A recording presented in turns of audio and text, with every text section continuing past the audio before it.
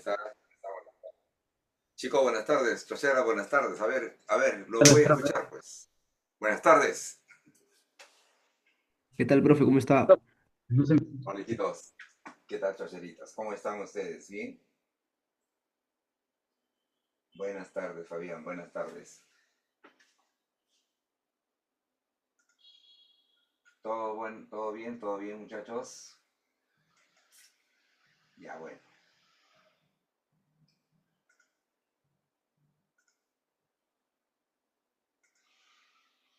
Bien. A ver, si ustedes ven en la pizarra, hijos, voy a tratar de resolverles el simulacro que se tomó en la universidad el día domingo. ¿Verdad? ¿Lo tienen a la mano el simulacro? ¿Sí? ¿Lo tiene o no?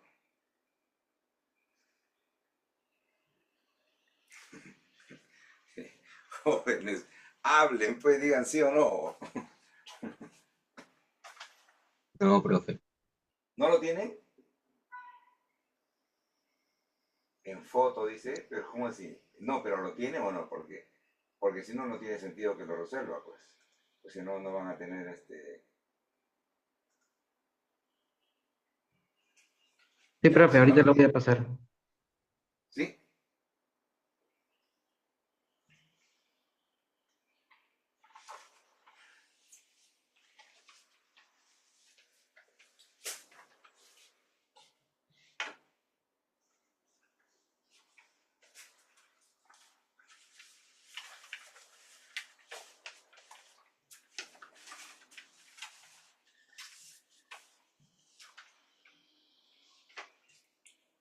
¿Ya chocheras?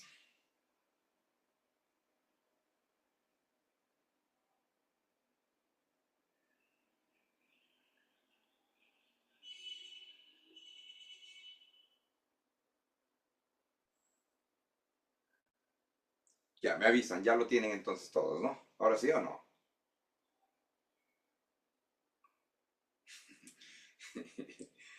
Oye, Sí, es profe, que... aquí la estoy mandando, te que lo subo. Ok, entonces ya está. Vamos con la pregunta número... La primera pregunta, que yo la tengo con el número 31, me imagino que ese es el número que la tienen todos, ¿no? Dice, un satélite, se trata de gravitación universal, ¿ya? Se trata de gravitación universal.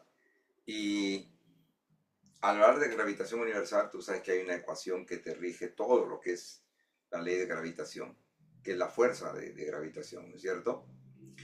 Eh, y una cosa es que tomemos un punto aquí en la superficie y otra cosa es que este punto lo subas un poco más a una cierta altura de la superficie, sobre la superficie. Aquí en la superficie, evidentemente, hay una aceleración de la gravedad, que es la que normalmente conocemos nosotros, es la gravedad en la superficie de la Tierra. Pero cuando ya lo llevas a un punto por encima de la superficie, aquí va a haber otra gravedad, otro valor, la gravedad a una altura h. ¿Ya? Y lo que tú tienes que acordar, Chochera, o sea, mira que ahora te voy a dar la relación que a ti te interesa tener aquí.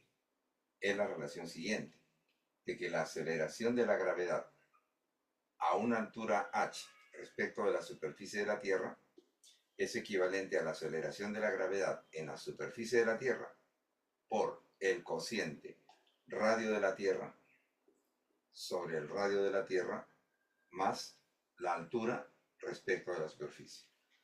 ¿Cómo va variando, mira, la aceleración de la gravedad con respecto a la altura? Esta relación, chocheritas, ¿ya? No, no la olvides. Tienen que retenerla, aprenderla, que la aceleración de la gravedad, a medida que te vas elevando respecto a la superficie, va tomando valores diferentes y se cumple esta relación. Y esto sale de la fuerza de gravitación universal aquí respecto al centro de la masa y luego la fuerza de gravitación acá respecto al centro de la masa también. Por eso es que tú vas a ver el R más H, porque estás tomándolo en este punto, pero respecto al centro. Ya simplificado, te queda esta relación. Acuérdense que es lo más importante esto. Entonces, el problema número uno, o el problema 31, como aparece en la hoja, te dice, Un satélite se encuentra orbitando la Tierra, cuyo radio es RT, bueno, yo le estoy llamando R nada más, a una altura h respecto de la superficie. Calcula la relación de la aceleración de la gravedad a una altura h respecto de la aceleración a nivel del mar. O sea, ¿qué te está pidiendo? Fíjate. Te está pidiendo la relación que hay entre la gravedad a una altura h respecto de la aceleración de la gravedad en la superficie de la Tierra. Esto te pide. Pero te da una relación, ¿no? Te dice que h sobre rt es igual a un noveno. Te da esta relación. ¿Ya? Un noveno. Bien. Entonces, si me está pidiendo esto, fíjate, tráelo de aquí nomás, pues. La gravedad a una altura h respecto de la gravedad en la superficie de la Tierra va a ser igual a ¿quién? A el radio de la Tierra sobre el radio de la Tierra más h. Si yo despejo el h de aquí, este h va a ser igual a ¿quién? A el radio de la Tierra sobre 9. Entonces eso lo reemplazo acá. En lugar de h, ¿qué vas a poner? El radio de la Tierra sobre 9. Ahora fíjate, Choche, si le das como un denominador aquí, te va a quedar la aceleración de la gravedad a una altura h sobre la gravedad en la superficie de la Tierra sería, mira, Choche, acá arriba va a quedar 10R sobre 9, ¿sí o no? Común denominador por 9 y acá entre 9, para tener el común denominador. Este denominador común pasa arriba y va a multiplicar. Ojo, este es al cuadrado. Acá, me faltó eso. Ya, al cuadrado. Entonces, te va a quedar, ¿qué cosa aquí? 10R sobre 9. Ese 9 súbelo. Pero mira, rápidamente, hijo, rápidamente. El 9 súbelo y te va a quedar 9R sobre 10R. El R con R se va y te va a quedar 9 sobre 10. Esto elevado al cuadrado. Pero 9 sobre 10 al cuadrado, ¿cuánto va a ser? 81 sobre 100. ¿Listo? Lo que quiere decir entonces que la relación que te están pidiendo va a ser igual a ¿quién? 81 sobre 100. Las alternativas, ¿cómo están? Con decimales. Entonces esto será 0,81. ¿Listo? Ese problema tenías que recordarte esto. Y te digo, te comento, cuando Callao ha puesto problemas de gravitación, casi siempre, todos sus problemas, era para usar esta relación. Solo tengan cuidado, porque aquí te dicen con respecto a esta altura. A veces te dan la altura total. ¿Ya? O sea, te dicen, de aquí hasta acá hay h. Y te dice, ¿a qué altura de la superficie se encuentra? Entonces, la altura de aquí hasta la superficie será el h total disminuido en r. Eso es lo único que deben tener cuidado. Porque después la ecuación siempre va a ser la misma. ¿Ya? ¿Entendido, chocheritas? ¿Entendido? Si hay alguna consulta, me dicen, por favor, ¿no? A ver, en la número 32, un vagón del tren eléctrico de la línea 1 del metro de Lima y Callao tiene una carga total de 50 toneladas y transporta 160 pasajeros. Choche, ¿qué deduces tú de ahí? Primero quiero que me digan, ¿una tonelada cuántos kilogramos tiene? A ver, respóndeme pues, ¿una tonelada cuántos kilogramos tiene? 1000. 1000 kilogramos. Entonces, si te dice que en total ese tren o ese vagón tiene un peso de 50 toneladas, ¿cuánto sería el peso total? 50.000. ¿Ya? 50.000 kilogramos. Ojo, 50.000 kilogramos. Y transporta 160 pasajeros. Cuidado, hijo, porque a veces el alumno sobreentiende que las 50 toneladas es lo que pesa el vagón. Pero que aparte de eso, tengo que saber la masa de los pasajeros. Pero fíjate lo que te dice el problema, pues. Dice, el vagón tiene una carga total de 50 toneladas. Y esa carga total se supone que es incluido los pasajeros que están transportándose allí. ¿Viste? Por eso te habla de una carga total. Entonces, ¿cuánto es esa carga total? Ya incluido los pasajeros. 50 toneladas vale decir 50.000 kilogramos. y se desplaza con una rapidez máxima constante de 54 kilómetros por hora. Choche, los 54 kilómetros por hora tienes que pasarlo a metro por segundo. ¿Y cuánto va a ser? ¿Cómo se cambia kilómetros por hora a metro por segundo? Por 5 sobre 18. ¿Cierto? Entonces 54 kilómetros por hora. Lo multiplico por 5 y lo divido entre 18. ¿Cuánto va a ser?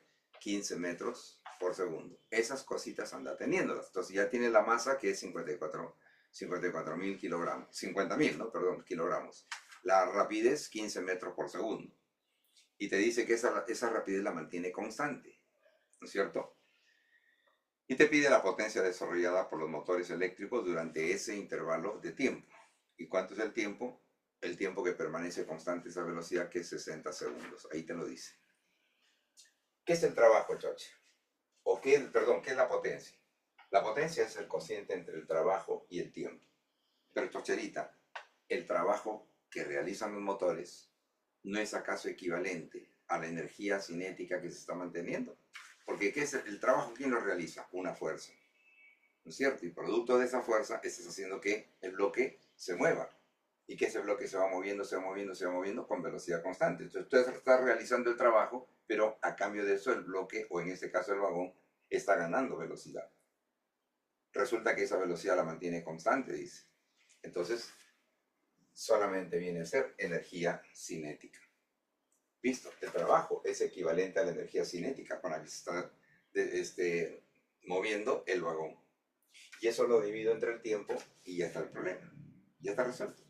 Fíjate, la energía cinética, ¿qué sería? Un medio de la masa, que va a ser 50.000, ¿verdad? Es decir, 50 por 10 a la 3, por la rapidez, que vale 15 metros por segundo, elevado al cuadrado, sobre 2. Ahí está, pues, ¿no? Y todo esto entre el tiempo, que va a ser 60 segundos. Listo, Choche. Tú haces ese cociente, este 2 va a venir abajo y va a quedarte aquí. Mira, vamos a ponerlo completito, ¿ya? 50.000 por 15 al cuadrado va a ser 225, y todo esto, este 2 bájalo y te va a quedar sobre 120. ¿Viste? Ya por ahí. Y entonces te queda la potencia que te está pidiendo el problema. ¿Ya? Te debe quedar 93.750 vatios. ¿Ya? Eso es lo que te debe quedar aquí. Así que traten de resolver, hijos, traten de hacerlo todo para que no les quede inconcluso eso. La pregunta 33. Este es un tema que tiene que ver con choques, colisiones, ¿ya? Cantidad de movimiento. Tú sabes que todo cuerpo que se mueve con una cierta velocidad tiene una cantidad de movimiento, y la cantidad de movimiento es una magnitud vectorial. A diferencia de la energía cinética, que depende de la rapidez, en el caso de la cantidad de movimiento depende de la velocidad. O sea que sí necesitas saber cuánto es tu rapidez, pero en qué dirección te estás moviendo. ¿Viste? Por eso es que la cantidad de movimiento puede tener signo positivo o signo negativo. Depende. Si te mueves horizontalmente y te desplazas hacia la derecha, entonces será cantidad de movimiento positiva. Entonces, si te mueves hacia la izquierda, será cantidad de movimiento negativa. Si te vas verticalmente hacia arriba, será cantidad de movimiento positiva. Pero si te vienes hacia abajo, entonces será cantidad de movimiento negativa. Muy bien. Entonces, teniendo en cuenta eso, Choche, vamos a revisar lo que dice el problema. Calcula el coeficiente de restitución de dos esferas que ruedan sobre una superficie horizontal de masas M1. Aquí está, he graficado. La masa M1 tiene una masa de 0,5 kilogramos y se mueve con una velocidad de 1 metro por segundo hacia la derecha. ¿Cómo sé que se mueve hacia la derecha? Por el signo más que te dan ahí, en el dato. V1 igual más 1i metro por segundo. Entonces está moviendo a 1 metro por segundo, pero horizontalmente hacia la derecha.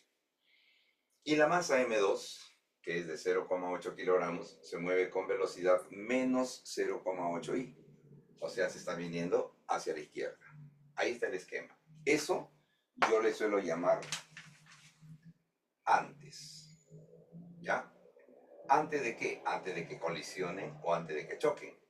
¿Listo? Y después, acá está. Eso es lo que ocurre después. ¿Y qué ha ocurrido después? Como dice el problema, ¿no?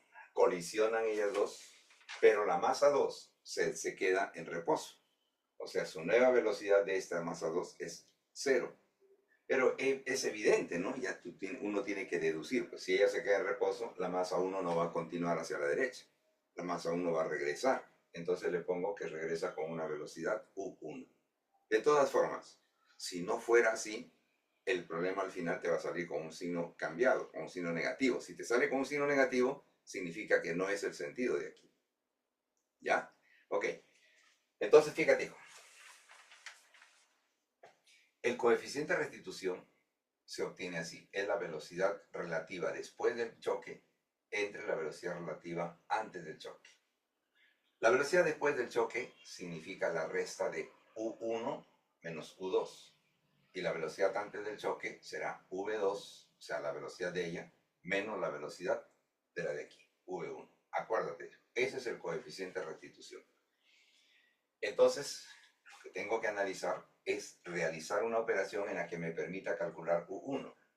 Y como acá hay un antes y hay un después, acuérdate que cuando hay un antes y un después, la cantidad de movimiento del sistema antes de va a ser igual a la cantidad de movimiento del sistema después de.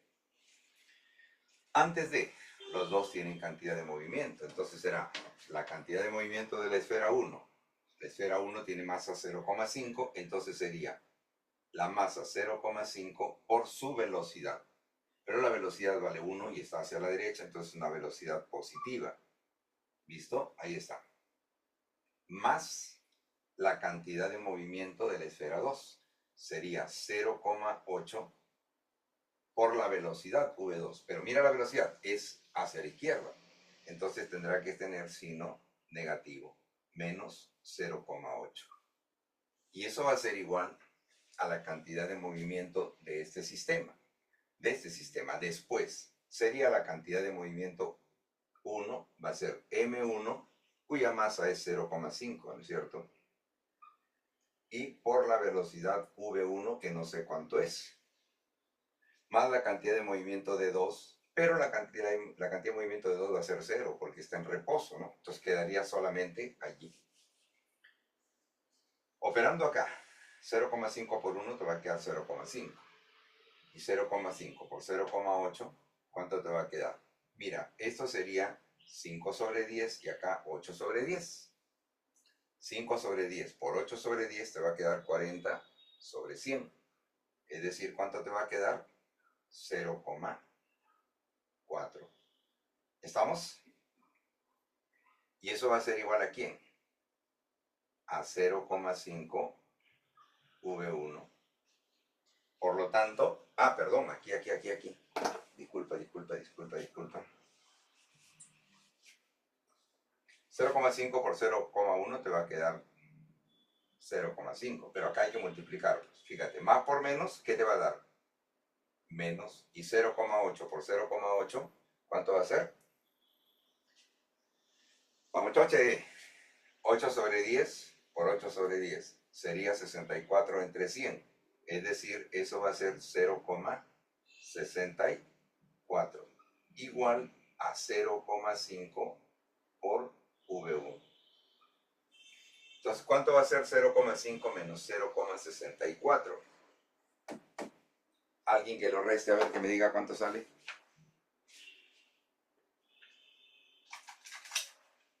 Menos 0,64.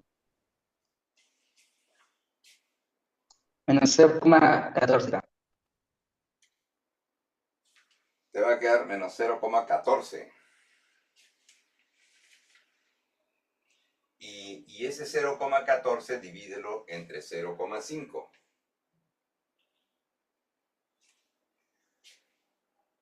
Te va a quedar que la velocidad V1 va a ser igual a menos 0,28 metros por segundo. Y fíjate, es verdad, pues es negativo, yo ya lo había supuesto para acá. Yo no le coloqué el signo aquí, porque si le hubiera colocado el signo, entonces me hubiera quedado el valor nada más positivo. Pero como no le coloca el signo, entonces por eso me sale negativo y me está diciendo, esta velocidad tiene signo negativo. Vale 0,28, pero tiene signo negativo. Entonces me está ratificando que después del contacto está viniéndose hacia la izquierda. ¿Listo, Choche? Pero eso no es lo que te pide el problema. El problema te pide el coeficiente de restitución. Bueno, en este caso entonces reemplázalo. Y tú vas a decir, luego el coeficiente de restitución será la velocidad U1. Y la velocidad U1, ay, ¿por qué le puse V aquí? U1, U1, y aquí está. U1, ¿cuánto es? Menos 0,28. Menos U2, que vale 0, puesto quedaría ahí nada más. Y la velocidad V2 es 0,8, pero como está hacia la izquierda sería menos 0,8 menos, porque esa es la operación, 1. ¿Listo? Y de aquí, Choche, operas y obtienes el coeficiente de restitución. ¿Ya?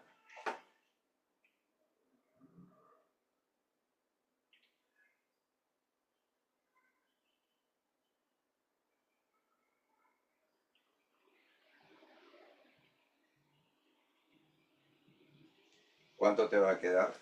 Ya ustedes vean de ahí, ¿ya?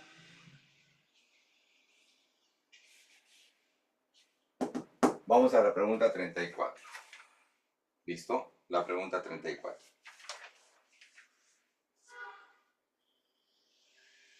¿Esto ha quedado? No, eso no ha quedado, sí. Chocheras, vamos pues, hijos. No creo que haya quedado esta cantidad, sí, 0,28, 0,28 es acá. A ver, vamos a restarlo, ¿ya? 0,5 menos 0,64, ¿cuánto es?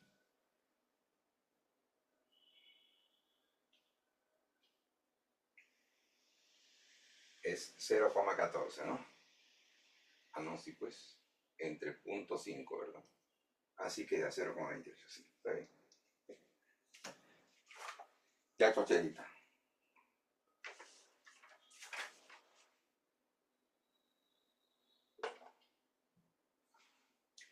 Vamos a la pregunta 34. ¿Qué dice la pregunta 34, Chochi? Dice, un concertista está tocando su violín y comprueba si la frecuencia producida en el diapasón es la correcta. Calcule la tensión aplicada a la cuerda. Eso es lo que a ti te interesa. El problema en sí empieza aquí. Calcula la tensión aplicada a la cuerda del violín, cuya densidad lineal es 3 por 10 a la menos 4 kilogramos por metro. Si produce la nota musical sol, eso ya es indiferente, ¿no? Ahora sí, lo que dice, a una frecuencia de 1500 Hz. Mira que te está dando la densidad lineal y te está dando la frecuencia. Luego te dice, la longitud de onda de esa onda que se produce es de 6 milímetros. ¿Listo? Y la longitud de la cuerda es 32,5 centímetros. ¿Ok? ¿Qué es lo que nos está pidiendo Choche?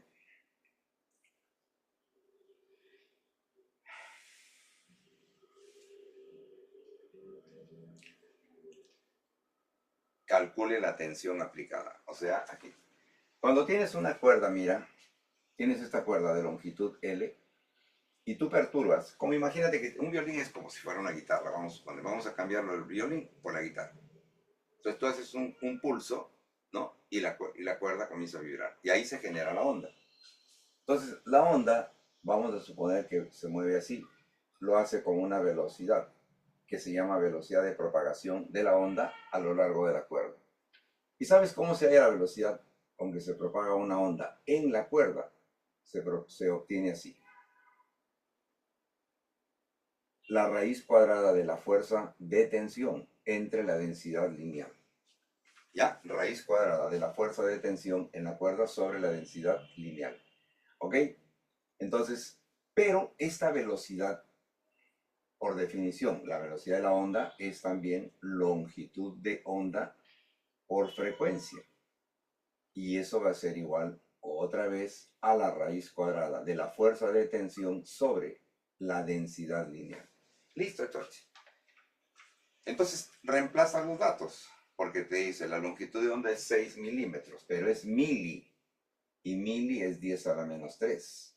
Será 6 por 10 a la menos 3. La frecuencia te la dan, ¿cierto? Es 1500 Hz.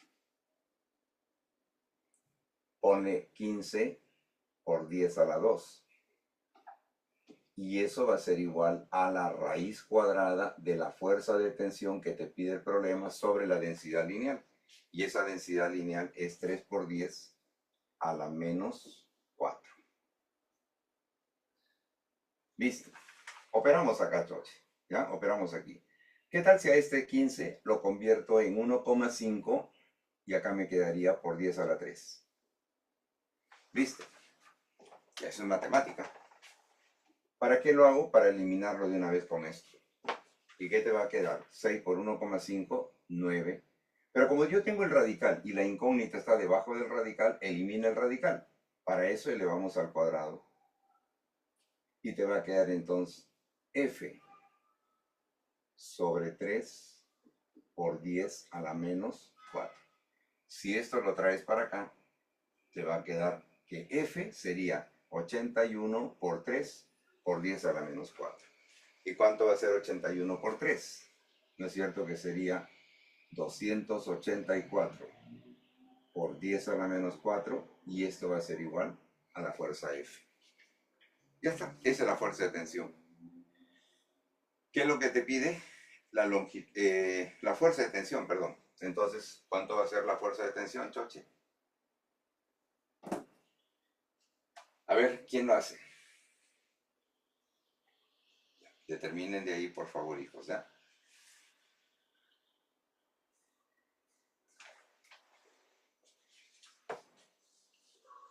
Vamos a ver qué dice la pregunta 35.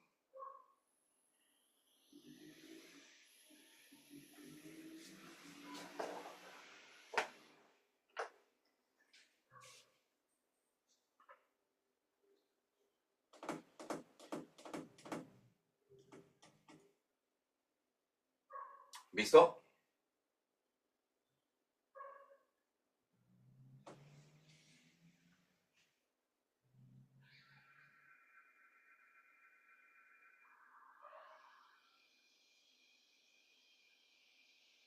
Se debe moldear, dice. A ver, ¿están sacando los resultados, hijos?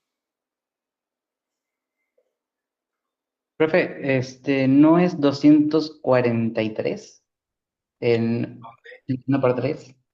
¿Dónde? En la 34, o sea, 9 al cuadrado por 3 no sería 243 por 10 a la menos Uy, 4. ¿qué puse acá? ¿Ves? Por eso les digo, revisen, chocheritas, ya revisen, por favor. Sería 243 por 10 a la menos 4. Y ya de ahí te sale la fuerza, pues. ¿Listo?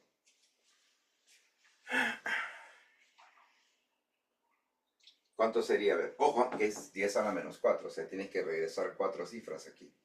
¿Cuánto va a ser la fuerza entonces? 0,0243. Tienen que haber 4 decimales. 1, 2, 3, 4. ¿Listo?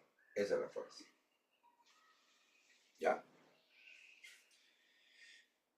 La siguiente dice, a ver, se debe moldear una placa de cobre cuadrada de 20 centímetros de largo.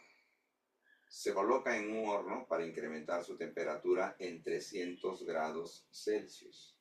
La diagonal tiene una longitud final de 10,085 raíz de 2 centímetros.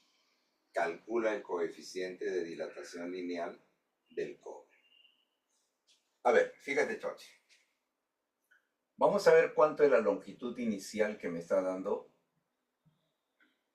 Dice, se coloca en un horno para incrementar su temperatura en 300 grados Celsius. La diagonal, ¿ves? O sea, ¿qué está tomando como referencia? La diagonal, porque te dice, la diagonal tiene una longitud final. Entonces, toma tú la diagonal inicial. ¿Y cuánto sería la longitud de la diagonal inicial? Si es una placa de 20 centímetros o 20 centímetros de lado, la longitud de la diagonal inicial sería 20 raíz cuadrada de 2, ¿no es cierto? 20 raíz cuadrada de 2 centímetros. Esa es la longitud inicial. Pero cuando la metes al horno, dice, sale con una longitud final de 10,085. 10,085 raíz cuadrada de 2 centímetros. Obviamente, ¿qué ha pasado aquí? Se ha reducido su longitud. Entonces, hay una variación de longitud, un delta de L. Eso es lo que se llama la dilatación. En este caso es la contracción, ¿no? Pero bueno, en términos comunes, eso es lo que se llama la dilatación. Ahora entonces, hay que recordar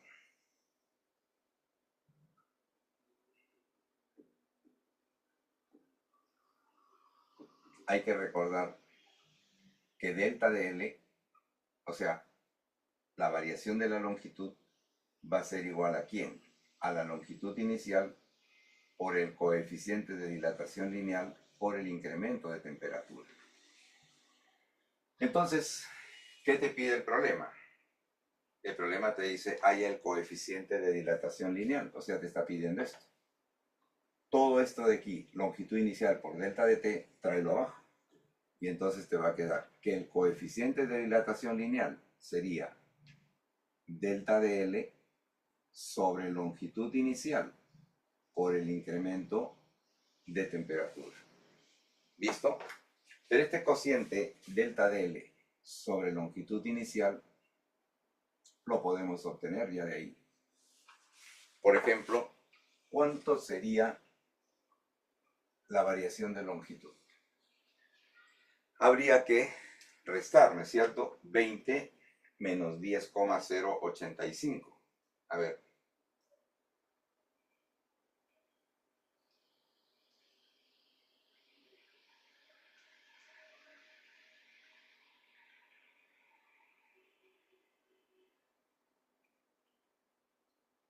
Te va a quedar 9,9. Verifíquenme, por favor. Ya, no voy a hacer que me estoy equivocando. 9,9 raíz cuadrada de 2. Ojo, porque estoy restando los coeficientes nada más. Entonces, lo reemplazas acá, fíjate. Y tendrías 9,9 raíz cuadrada de 2 entre la variación, entre la longitud inicial. ¿Y la longitud inicial cuánto es? 20 raíz de 2. Y todo esto por la variación de temperatura. Y te dice cuánto es la variación de temperatura, creo o no. 300 grados Celsius. Listo, Choche.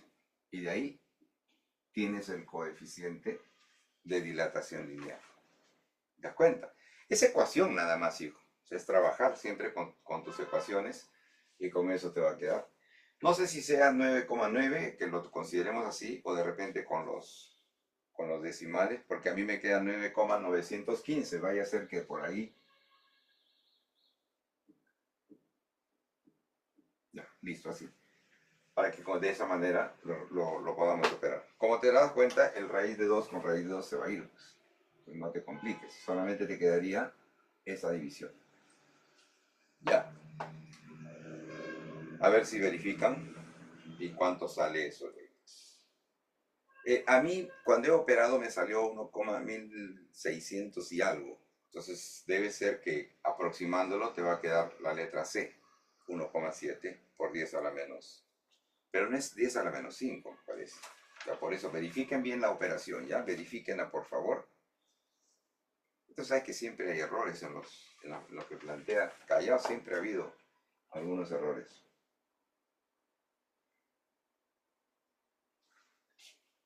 En el caso de la pregunta 36, un campo magnético variable disminuye a una velocidad de 0,02 teslas por segundo. Ojo, 0,02 teslas por segundo.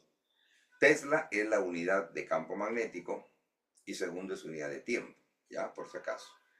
Este campo, dice, atraviesa a una bobina circular de 8 centímetros de radio que tiene 100 espiras. La fuerza electromotriz que se produce es de 0,064 pi voltios. Calcula la dirección del campo magnético respecto al plano de la bobina. Más o menos trata de esto. Imagínate, yo voy a tomar como referencia una sola bobina, una sola espira, pero son pues varias espiras, ¿no? Pues una bobina es un conjunto de espiras circunferenciales, pero lo que pasa ahí es en realidad para todas, pues. Entonces, toma la recta normal aquí y dice que el campo magnético atraviesa esa espira. Y como te dice, haya la dirección del campo magnético, seguramente se trata del caso más general, que hay en esta situación. Entonces vamos a suponer que las líneas del campo atraviesan de esta forma. Así. ¿Ya? Ese es el campo magnético. Y esta es la recta normal. ¿Visto?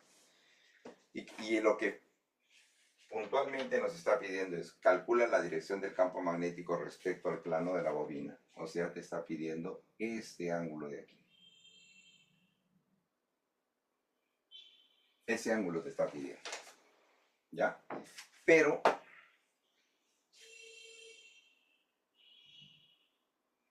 vamos a llamarle a este angulito alfa.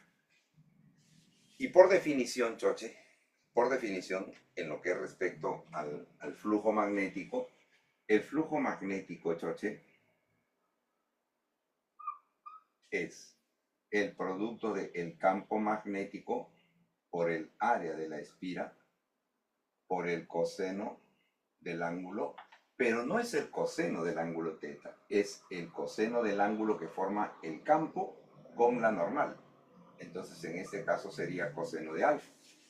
Pero fíjate que lo que te está pidiendo el problema es teta, el ángulo que forma el campo respecto de la horizontal. Entonces tú vas a hallar este ángulo de aquí, ponte que te sale 30 grados, por decir. Entonces, ¿cuánto va a ser este ángulo teta? Que te pide sería 60.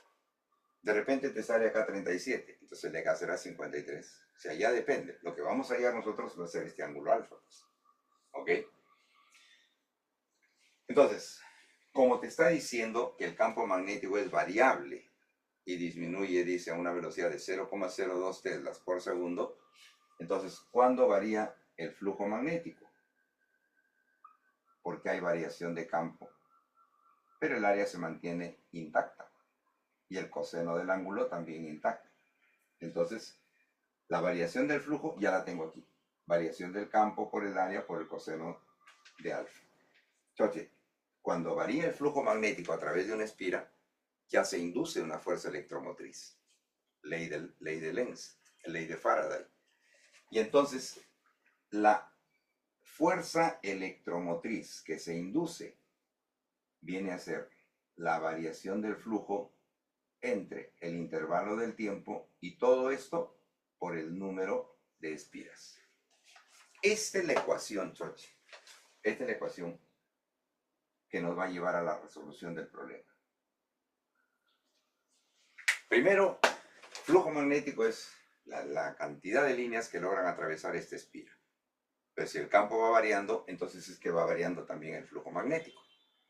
Y el flujo magnético se obtiene así, el campo por el área, por el coseno del ángulo, que forma la línea del campo respecto de la recta normal. Como hay variación de flujo, hay dos opciones. El flujo varía si cambia el campo o si cambia el área. Según lo que me dice el problema, está cambiando el campo magnético. Entonces te está diciendo que el campo varía a razón de 0,02 teslas por segundo. O sea, ¿qué te está dando? Eso de aquí, la variación del campo entre el tiempo. Cuando tú lo reemplaces, vas a ver que ahí está lo que nos está dando el problema. Entonces, la variación del flujo magnético es todo esto, y lo divido entre el número del tiempo, entre el intervalo de tiempo por el número de las espiras. Listo. Vamos a terminarlo por aquí ya. Dígame si puedo borrar estos choches. Por favor, hagan su captura.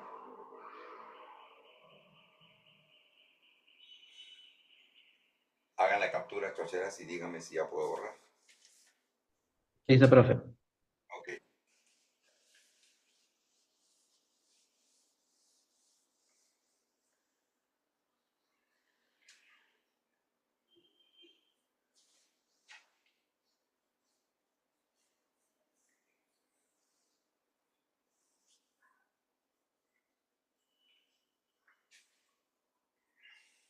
Ya. Ahora entonces, mira. Ya tenemos todo. Porque el problema lo que te está pidiendo es calcula la dirección del campo. Y ese ángulo va a aparecer cuando tú reemplaces la variación del flujo. Entonces vamos nuevamente aquí. Diremos, luego, la fuerza electromotriz inducida va a ser entonces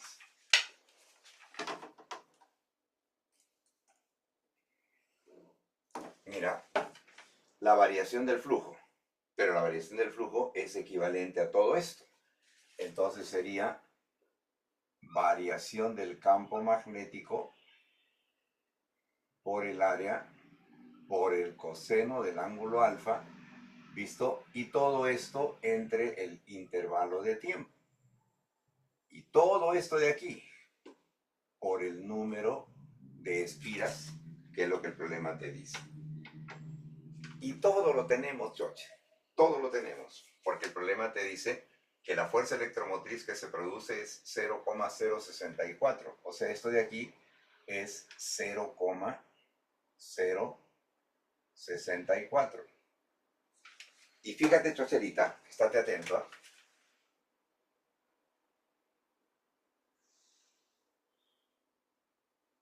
Este cociente ya lo tienes.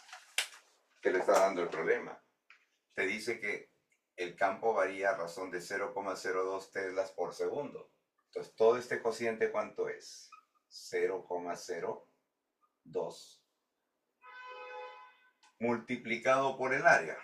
Y el área, dice, es una bobina circular de 8 centímetros. Entonces sería pi por el radio al cuadrado. Porque ahí dice, ¿no? Es una bobina circular de 8 centímetros de radio. Eso es que el área de esa circunferencia es pi por r cuadrado. Pero el radio de 8 centímetros tienes que pasarlo a metros. Entonces, ¿cómo sería? 8 por 10 a la menos 2 elevado al cuadrado. Ahí tengo el área. Antes de colocar el coseno, pone el número de espiras. Y dice que son ¿cuántas espiras? 1000 espiras. Entonces pone aquí 10 a la 3. Y todo esto por el coseno del ángulo alfa.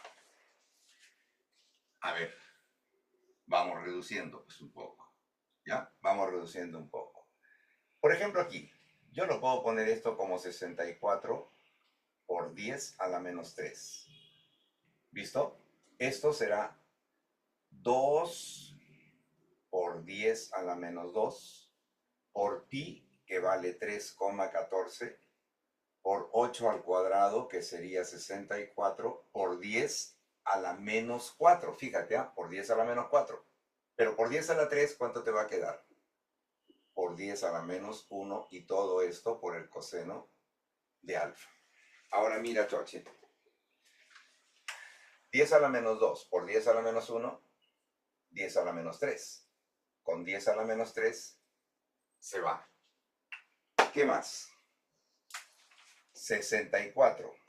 Con 64 se va. Y te va a quedar ¿qué cosa? A ver, verifícame si estoy bien, ya, por favor, ¿ya? Verifiquen bien eso. Te va a quedar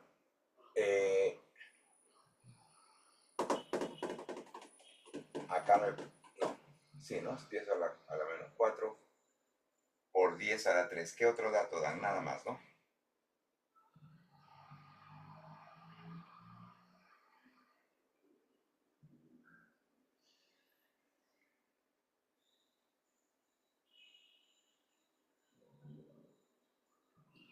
¿Cuánto quedaría entonces? A ver, el coseno de alfa, ¿qué sería?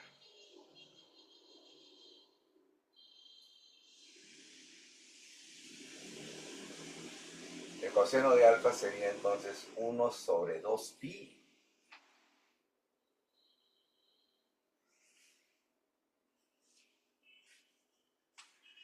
A ver, ¿todos los datos están o no? Nos da el campo magnético entre el tiempo, ya está, 0,02, ya está. El área es pi por r cuadrado, o sea, sería 64 por 10 a la menos 4, por el número de espiras, que es Ah, pues, pero estos chocheritas, oye, ustedes, esto es, por eso les preguntaba si tenían ahí sus datos, pues, 0,064 pi. Entonces acá faltaría pi, y entonces este pi se va con el 3,14. ¿Viste? ¿Y qué cosa va a quedar? Que el coseno de alfa va a ser igual a ¿quién? A 1/2. Eso significa que el ángulo alfa, ¿cuánto va a ser, George? ¿El coseno de qué ángulo vale 1/2? De 60 grados. Pero esa no es la respuesta, cuidado, ¿eh? Eso no es la respuesta. Ese ángulo es esto de aquí. Y lo que el problema te está pidiendo no es este ángulo, sino te dice cuál es la dirección del vector campo respecto del plano de la espira. Y el ángulo que forma el vector campo con la espira es el ángulo teta, o sea, el complemento de alfa. Si alfa te ha salido 60 grados, entonces quiere decir que lo que el problema te está pidiendo es la medida del ángulo teta, que sería 30 grados. ¿Ya? 30 grados. Esa sería la respuesta para el problema chochero. ¿Listo? Y hay un último, creo, ¿no? Yo logré imprimir la primera nada más. Creo que por acá lo tengo, choche.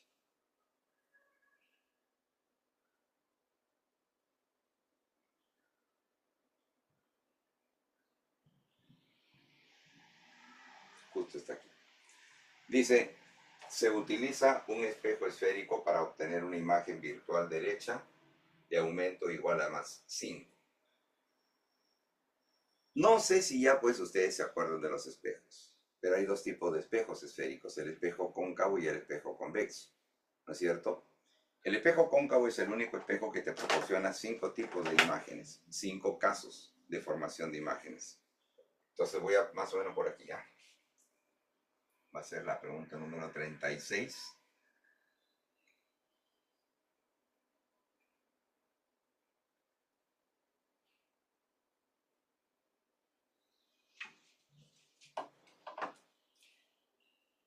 Esa superficie curva te representa un espejo, ¿ya? Y ese espejo esférico, hijo, depende de cuál sea la cara reflectora, porque hay dos tipos de espejos esféricos, el espejo cóncavo y el espejo convexo. Si la cara reflectora es la cara interna, mira, esto que yo estoy aquí rayando es la cara barnizada, o sea que no es la superficie reflectora. Esto de aquí lo hace espejo cóncavo. Si la parte barnizada es la parte interna y lo que refleja es la cara exterior, ese es el espejo convexo. Entonces, como esta es una parte de toda una esfera, esto es el centro de la esfera, vale decir el centro de curvatura de este espejo. La distancia entre el centro y el vértice viene a ser el radio del espejo. Y la mitad de esta distancia se llama, este punto se llama foco principal. Y a esta distancia se le conoce con el nombre de distancia focal. Entonces, la distancia focal, ¿qué viene a ser? La mitad del radio de curvatura. Todo espejo define al espacio en dos zonas. Esto se va a llamar zona real, donde todo es positivo, y lo de acá va a ser zona virtual, zona negativa. Todo lo que salga por acá va a tener signo negativo. Todo lo que quede en la zona real tendrá signo positivo. Y entonces los casos de formación de imágenes, George, en el espejo cóncavo, es un primer caso cuando el objeto lo colocas por acá. Y la imagen te resulta por aquí, invertida, por cierto. Acercas el objeto al espejo y lo colocas acá. Y la imagen te va a resultar por aquí. Sigues acercando y lo colocas entre el centro y el foco. Y la imagen se comienza a alejar todavía más. Porque mira, cuando lo pusiste acá, la imagen resultó por aquí. Lo sigues acercando y la imagen se aleja del espejo y sale acá del mismo tamaño. Lo pones entre el centro y el foco y la imagen se aleja más, pero se agranda más. Sale por acá. Lo colocas el objeto aquí y se pierde, ya no hay imagen. Y ahora lo colocas entre la distancia focal, o entre el foco principal y el vértice del espejo, lo colocas por aquí. No quiere decir en el medio, puedes por acá, en esta región. Lo coloco acá y la imagen ya sale al otro lado. Verás una imagen virtual y de mayor tamaño que el objeto. Entonces, si el objeto está aquí, esta distancia se llama distancia del objeto al espejo. Y esta distancia se va a llamar distancia de la imagen al espejo. Este es el caso en el que nos encontramos, el caso en el que se refiere nuestro problema. ¿Y cómo sé que se refiere a ese caso, Choche? Porque escucha bien lo que te dice, ¿no?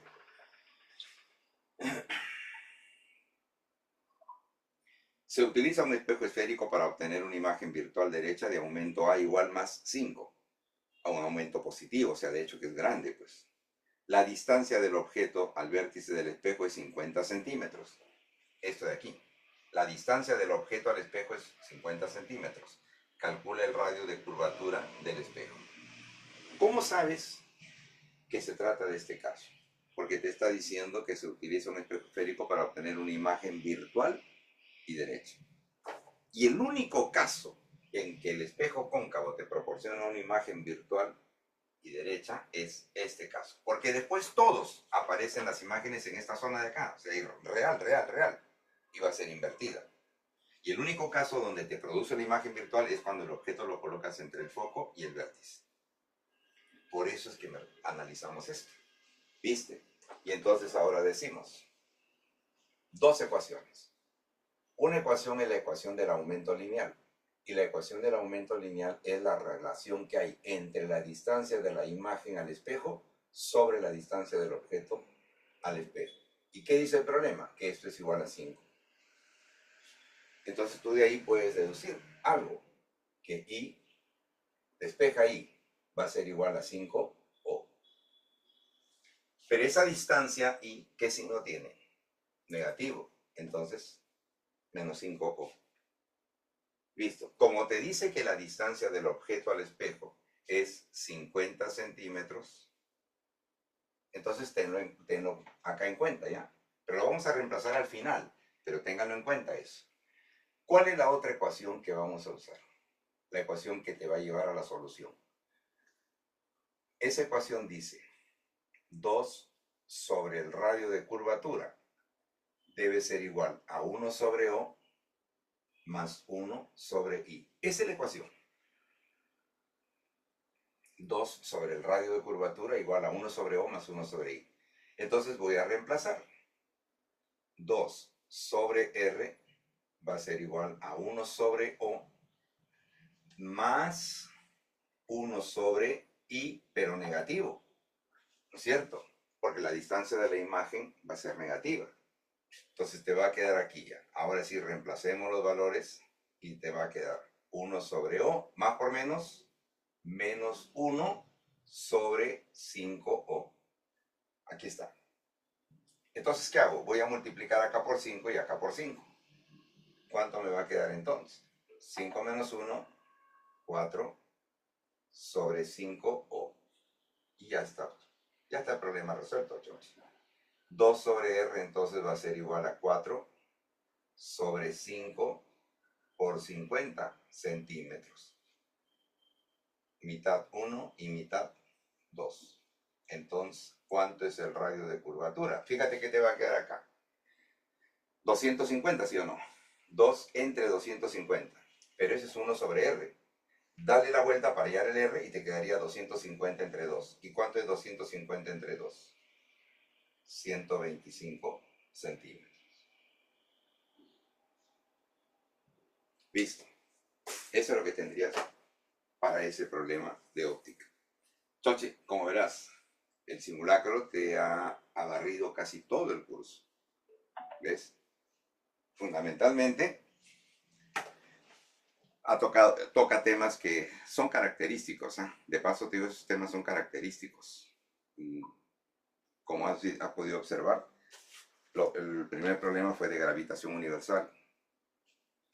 Casi siempre pone gravitación universal. Luego, el de coeficiente de restitución, que pone choques ya, pero no es una constante de lo del coeficiente de restitución. Pero sí toma ese tema, que es choques, cantidad de movimiento. Luego veo dilatación. Ya, siempre denle un poquito de tiempito para ese tema. Lo de ondas, muy relativo, casi no viene en el examen. Casi no lo toman, ¿no? Pero bueno, pues aquí lo han puesto en el simulacro.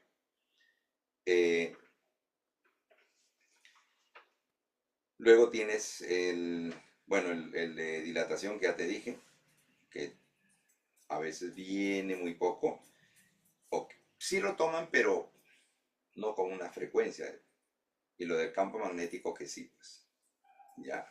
Entonces, denle una ojeada, chocheritas, ¿ya? Denle una revisadita, siempre practíquenlo, por favor, para que no se queden solamente con lo que se ha resuelto. La idea no es que copies lo que se resuelve, sino que lo analices, chicos. Hijitos.